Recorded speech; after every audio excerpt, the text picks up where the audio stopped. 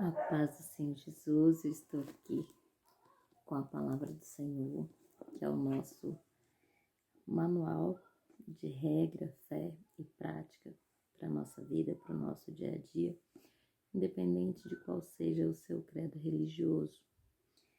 Eu quero ler com você hoje a passagem de uma mulher, uma viúva, que está lá em 2 Reis, capítulo 4, diz assim o título: Eliseu aumenta o azeite da viúva. E uma mulher das mulheres dos filhos dos profetas chamou a Eliseu, dizendo: Meu marido, teu servo, morreu, e tu sabes que o teu servo temia ao Senhor. E veio o credor a levar-me os meus 2 filhos para serem servos. E Eliseu lhe disse: Que te hei de eu fazer? Declara-me que é o que tens em casa. E ela disse: Tua serva não tem nada em casa, senão uma botija de azeite. Então disse ele: Vai, pede para ti vasos emprestados a todos os teus vizinhos, vasos vazios, não poucos, mas muitos. Então entra e fecha a porta sobre ti e sobre teus filhos, e deita o azeite em todos aqueles vasos, e põe à parte o que estiver cheio.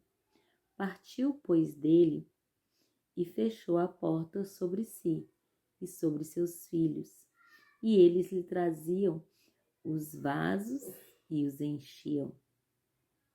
E sucedeu que, cheios que foram os vasos, disse a seu filho: Traze-me ainda um vaso.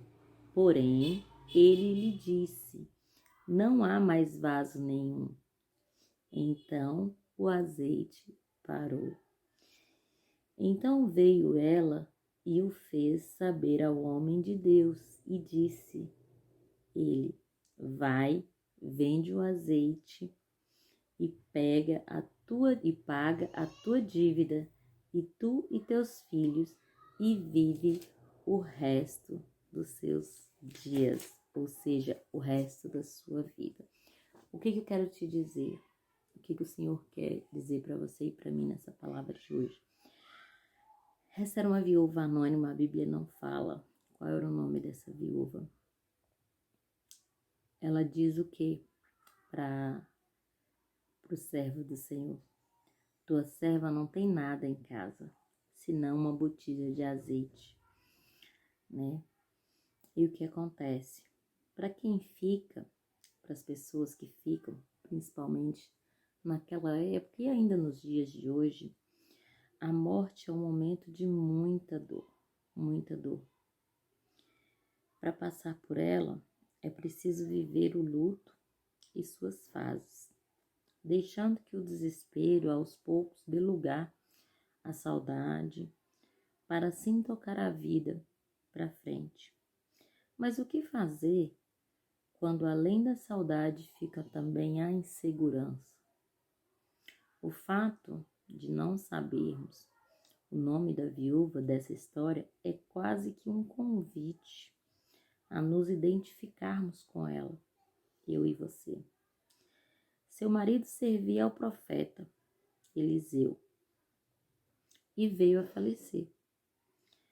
Agora ela não tinha como pagar seus credores, suas dívidas, as despesas da casa, que propuseram levar seus filhos. Em troca da dívida, eles trabalhariam como escravos, né? Até que a dívida de seu pai, que faleceu, seria paga. E o que seria da vida dessa mulher? Ela já havia perdido o marido e só lhe restava os 2 filhos. O que ela faria para reconstruir seu lar abalado com a perda? O que eu faria? O que você faria? Se perdesse ainda seus 2 filhos depois de ter perdido seu marido, como passar o tempo. Sendo mulher e sozinha, quem a socorreria? Quem? Eliseu era um homem de Deus, e foi nele que a viúva procurou socorro. O profeta não retrucou, não discutiu com ela. Você quer algo da parte de Deus? Qual é a matéria-prima para ele operar o milagre? Do que está disposta a abrir mão? Do que eu e você estamos dispostos a abrir mão para que o milagre do Senhor aconteça na minha e na sua vida, no dia de hoje? Se imagine nessa situação. O que fazer? Agarrar-se à última botija de azeite em casa, que garantia alimento por mais poucos dias? Agarrar-se ali aquele restinho de azeite e viver por mais alguns poucos dias? Ou confessar ao profeta que ainda a possuía e assim colocá-la à disposição para Deus, fazer dela o que bem entendesse? Ela poderia ter escondido aquele azeite e vivido mais alguns dias com ela, mas ela preferiu pegar aquele restinho e falar com o profeta: olha, eu ainda tenho um pouco de azeite, está aqui à sua disposição. E o que acontece? Quando ela fez isso, ela se colocou à disposição para Deus fazer dela o que bem entendesse, o que ele bem quisesse. Ela optou por oferecer e o milagre aconteceu. Ela optou por oferecer tudo o que ela tinha, que era aquele pouquinho de azeite. E o milagre aconteceu na vida dela. O Senhor já via o fruto dessa mulher. Sabia do potencial que ela tinha e como ela se tornaria uma comerciante. Deus sabe o potencial que eu e você temos na nossa vida para crescermos, para desenvolvermos. Ela venderia todo o azeite que aumentaria nas suas botijas, o azeite que o próprio Deus havia de multiplicar, e viveria desse azeite. E o que acontece? O que fazer para plantar a humildade, a gratidão no coração de alguém que receberia tão rica bênção?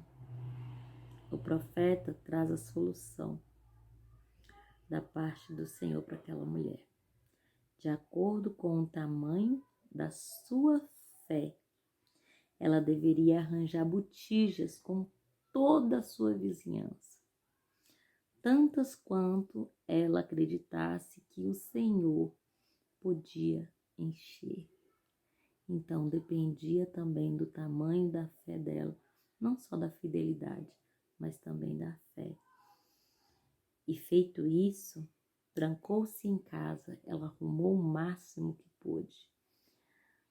Eu imagino que ela tenha ido em todas as casas que ela conhecia e até mesmo as que não conhecia, mas que pudessem emprestar aquelas vasilhas. E foi isso que aconteceu com sua família.